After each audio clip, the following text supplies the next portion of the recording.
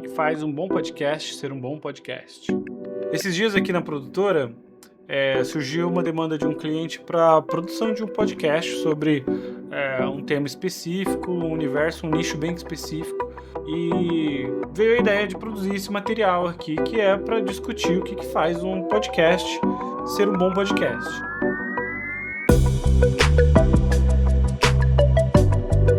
O podcast ele vem lá dos programas de rádio, que depois na internet a gente baixava, colocava no iPod ou no MP3 player e ia ouvir na academia, ia correr.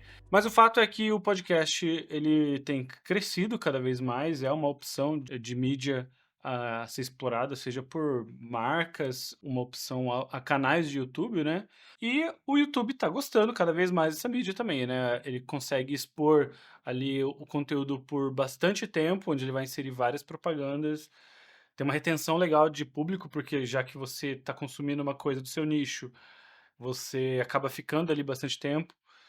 Às vezes você está consumindo como uma segunda tela, né? Mas às vezes eu estou trabalhando e deixo um podcast tocando ou é, no celular com fone de ouvido ou mesmo no computador. E um aspecto interessante é que ele gera cortes para diversas redes sociais, né? Ou até mesmo para os shorts do YouTube. Então, os podcasts geram muito conteúdo para o TikTok, para o Instagram. Então, ele é um conteúdo estratégico interessante. Enfim, esse é um dos porquês eu acredito que essa é uma mídia que vale a pena a gente mencionar aqui.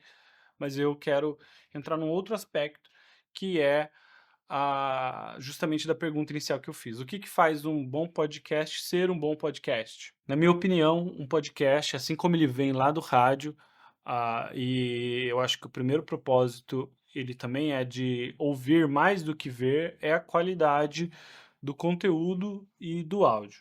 Conteúdo, lógico, tem que estar muito bem formatado, as escolhas do tema tem que estar muito bem delimitado, para você gerar esse engajamento com o seu nicho, né? Se você fala de tudo, você não se conecta com ninguém.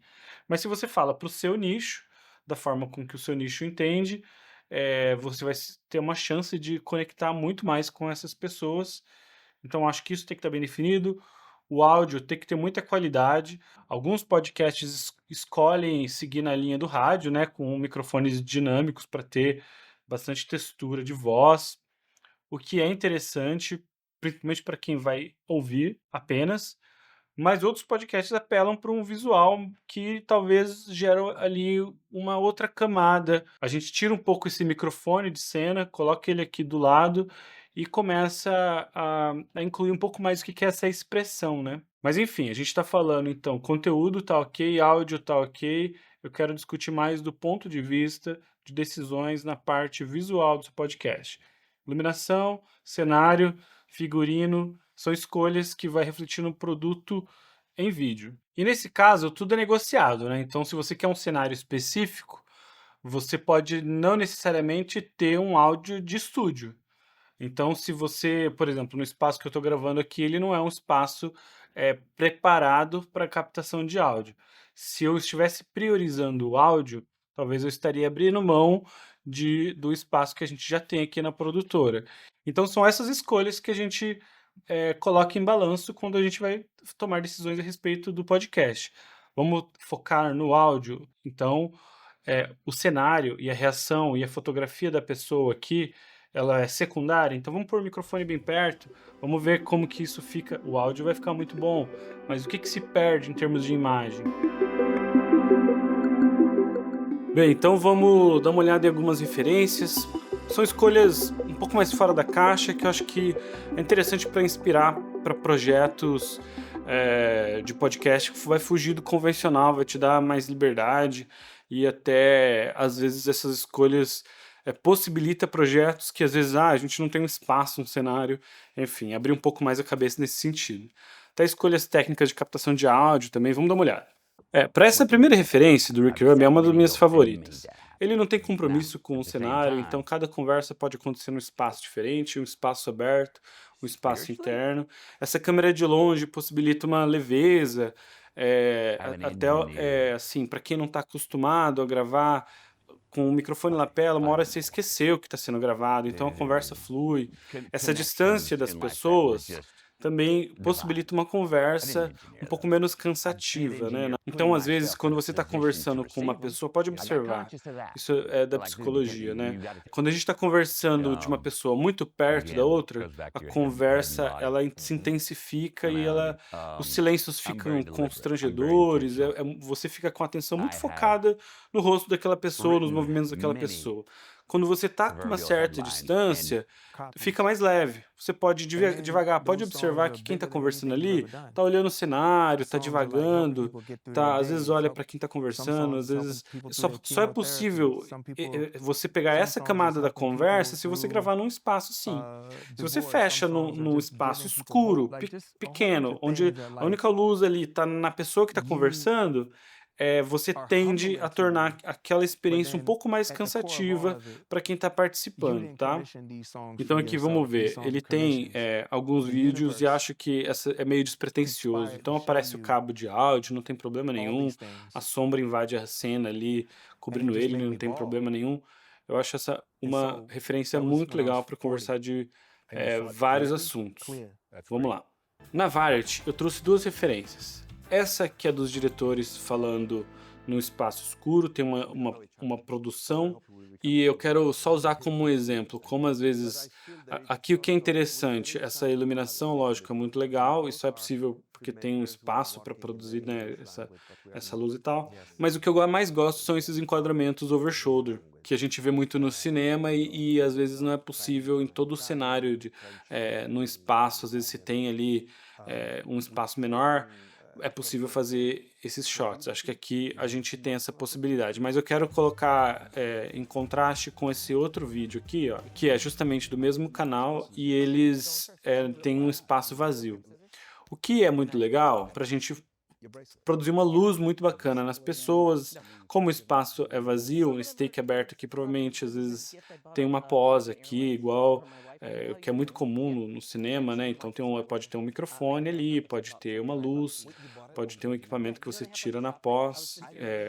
Quem usa bastante esse recurso, naquele filme Zona de Interesse, né? Ficou famoso aqueles making-offs, onde ele colocou microfones na cena, câmeras de outros ângulos e depois na pós, como tudo era mais câmera parada, alguns movimentos também, mas movimento ensaiado, então ele conseguia posicionar uma câmera ali e depois retirar, então aqui possibilita isso. Mas só ressaltando um último ponto, olha como o cenário vazio e o cenário com poucos elementos, na minha opinião, o cenário vazio ele fica um pouco mais monótono no sentido de que se você for assistir isso daqui, vamos supor, aqui tem ainda os takes que cobrem ali, né, do que eles estão falando, mas se você for assistir isso daqui, só as pessoas falando, fica um pouco monótono para assistir. Às vezes no corte fica bonito, um corte curto, né, mas num vídeo mais longo, eu acho que a atenção fica tão na expressão das pessoas, e aqui é lógico, é a intenção de quem produziu esse material. O foco está bem na pessoa, na expressão das pessoas, que acaba ficando assim, você assiste. Eu acho que, por exemplo, o projeto do Rick Rubin é mais fácil de assistir, tá? Mas isso não deixa de ser bonito, é bonito. Estou falando mais num vídeo muito longo, com poucos cortes. Nesse sentido, eu acho que, ainda mais se a conversa for lenta, tá? Então aqui, se a gente tiver uma conversa com bastante energia, talvez isso não impacte tanto. Mas se for uma conversa bem lenta, e um fundo sem nenhuma informação, isso pode também impactar. Olha, vou trazer agora uma outra referência que é o contrário disso. Com mais informação. E mais, além da informação do fundo, a gente tem a informação desse ruído de movimento. Então nenhuma câmera está em tripé aqui. Eles estão no mesmo sofá, o que possibilita construir essas camadas, né? Então tem uma mesinha de centro, sofá, os equipamentos, e lá no fundo ainda tem uma luz ali. Isso é muito legal, dá uma profundidade. Esse movimento de câmera deixa tudo bastante interessante, no sentido de que é muita realidade, uma cara de documental mesmo, mas exige que para você ter esse efeito, você precisa ter essas 3 pessoas que saibam operar a câmera fazendo essa captação, né? Ela não pode cansar aqui em 1 hora e perder o take, né? Porque depois o editor fica sem material. Eu acredito que aqui a gente tem esses outros valores trazendo. Então, eu acho que é um vídeo mais fácil de assistir, escolha de lapela, detalhe para lapela branco para quem tá de branco, né, e para ela ali que tá de preto, um lapela preto. Isso dá liberdade para a pessoa rir, gesticular e tal, e aquela coisa de meio que esquecer que tá sendo gravado, sabe. É lógico que aqui a gente tem pessoas que são muito bem treinadas para esse tipo de material, mas é até interessante notar que aqui a iluminação tá no outro sentido, né. Mas é muito bom, é muito legal, eu gosto desse projeto. Essa outra referência eu trouxe muito pelo cenário. Aqui elas estão tipo num restaurante. Tem um take que mostra a produção, eh, como eles fizeram essa luz e tal, mas lapela, lógico que a gente tem várias pessoas falando, é um ponto importante de levantar aqui. Várias pessoas falando, mas todas elas são da indústria, elas aqui sabem respeitar a conclusão do assunto de cada uma, a opinião, dar o espaço para todo mundo falar. E se dependendo quem você coloca, se tiver muita gente, uma pessoa domina o assunto, a outra acaba contribuindo pouco, pessoas se interrompem, então é importante levar isso em conta. Mas o mais interessante aqui é a possibilidade de gravar, às vezes, uma conversa num espaço que a gente nem sempre pensa, né? Que no caso é um restaurante. Tá. Essa referência que eu trouxe para a gente ir um pouco, voltar um pouco pro tradicional podcast de microfone de mesa, mesa cast e tal. Mas aqui é um pouco diferente. Então eles estão numa mesa do New York Times, então, mas tem uma luz um pouco mais dramática. Eu vejo que eles usam esse mesmo espaço para gravar várias coisas, nem sempre é essa luz, mas eu só queria ressaltar esse ponto para dizer assim, o cenário não é uma superprodução, mas a luz combina com o que está sendo dito. Então, se a gente está falando de espiritualidade, de atuação, de importância de um trabalho artístico, de comunicação, uma luz assim, ela funciona, mas ela, na minha opinião, não funciona para todos os assuntos. Isso é um ponto de atenção, né? Então, por exemplo, eu acho que se a gente for falar de esporte, eu acho que não faz muito sentido trabalhar com essa luz. Ou se a gente for falar de um assunto técnico da parte de saúde, eu acho que a gente precisa levar em conta esses aspectos. Mas aqui é um exemplo de que, às vezes, o mais importante não é nem o cenário, mas sim a luz. E no final eu acabo gostando desse cenário, porque a gente tem um áudio muito limpo, lógico que eles estão gravando como quase. Eles estão gravando aqui como no rádio mesmo, com o microfone bem perto, uma qualidade de áudio muito interessante, funciona para esse tipo de assunto. Nesse mesmo espaço eles gravam outros materiais, por exemplo.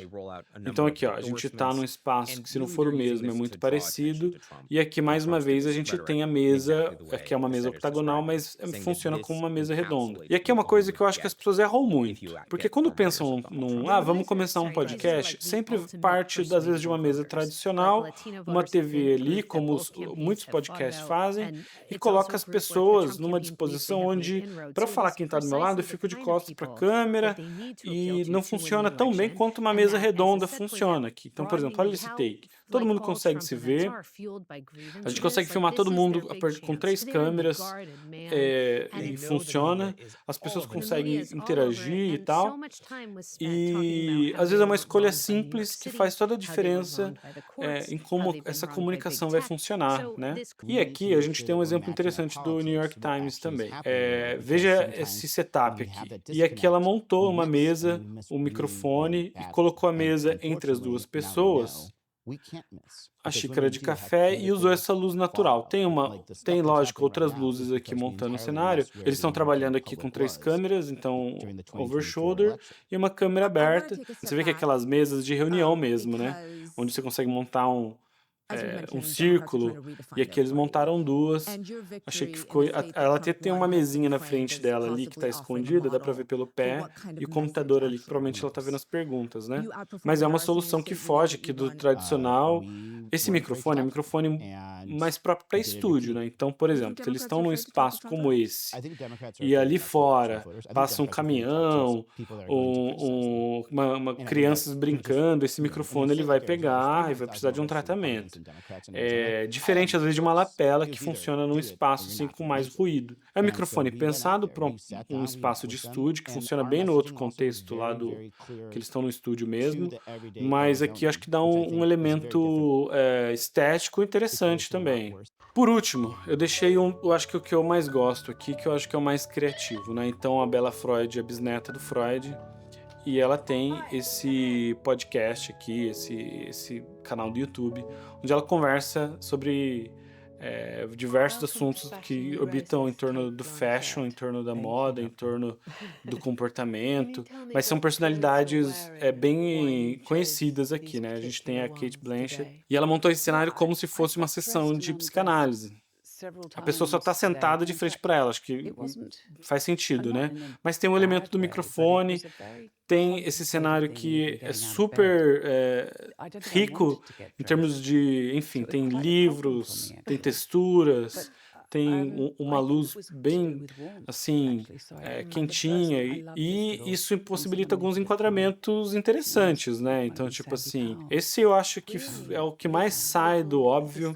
Ela consegue, inclusive, usar esse clima de todo esse espaço, provavelmente vai refletir na forma da conversa. Então, vamos supor, se a gente está numa mesa e com várias pessoas e todo mundo está bebendo e comendo, naturalmente o clima vai se aproximar de uma conversa com bastante energia, né? Natural. A gente senta, come, conversa e ri, enfim. Quando a gente tem um espaço onde tudo é mais aconchegante. Vamos supor que aqui tivesse poucas pessoas, tem um técnico da câmera, do áudio ali, talvez uma direção, mas assim, isso altera no clima da conversa, dos assuntos que o entrevistador consegue acessar. Vamos supor, se a gente vai falar de uma coisa que é super pessoal e a gente tem 20 pessoas ao redor, é difícil da pessoa entrar naquele assunto com tranquilidade. Então o ambiente possibilita você acessar um assunto ou outro e trazer essas experiências, esses afetos de forma mais intencional, né? E, enfim, eu acho que esse é um cenário dela bisneta do Freud, né? E acho que é filha do Lucian Freud, artista plástico.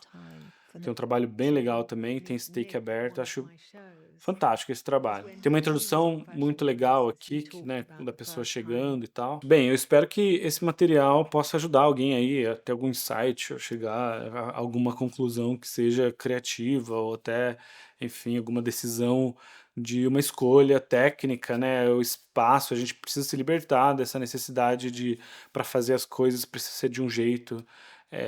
Dá para ser criativo e fazer, às vezes, coisas parecidas, mas muito diferentes, com o seu próprio DNA, colocar sua criatividade, fazer. Tem muitas possibilidades. Eu acho que ser criativo é justamente saber combinar todas essas possibilidades, conceitual, artística, técnica, enquadramento, fotografia, a escolha da captação de áudio, de imagem, trabalhar com o que a gente tem em mãos para fazer o melhor projeto possível, né? E o podcast as possibilidades são infinitas, né? O mais interessante é justamente que no final do projeto ele realmente reflita o que a sua marca, o que o seu projeto quer trazer, né? O vídeo do teu podcast, ele precisa enriquecer e acrescentar uma camada, e não ser só o vídeo, porque, tem o vídeo também. Sobre isso eu tenho muitas outras opiniões, mas vou deixar para um próximo material. Eu quero poder replicar algumas opções aqui. Provavelmente no futuro a gente vai conseguir trazer outros insights sobre esse tipo de produção.